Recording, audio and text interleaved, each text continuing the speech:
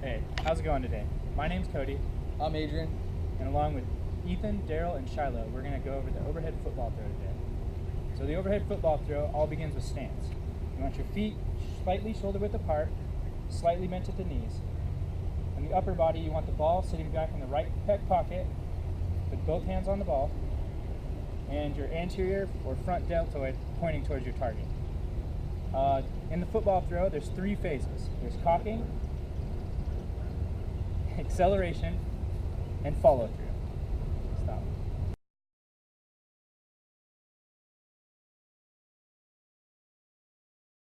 Hi, my name's Ethan. I'll be talking about phase 1, which is called the cocking phase.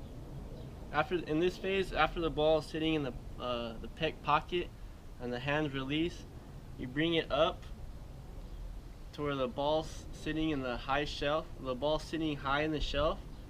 The shoulder girdle is an abduction with a little extension and 90 degrees of elbow flexion. The major muscles involved are the deltoid, the pec, the coracobrachialis. We have the lats, the teres major and minor. Eccentric contractions involve the lats and the teres major and minor. And then the concentric contractions, we have the pecs and then the deltoids.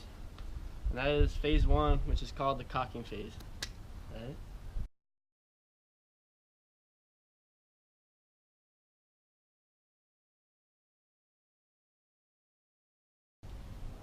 From phase 1, cocking, we're moving into phase 2, acceleration.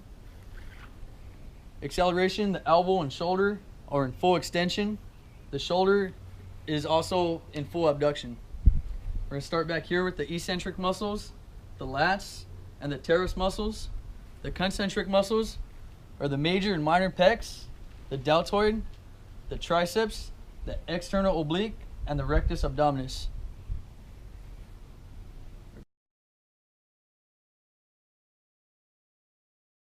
Phase 3, the follow-through. The concentric muscles consist of the pecs, the deltoid, and the triceps. The elbow is in full extension, and the eccentric muscles consist of the lats, the teres major, and the teres minor.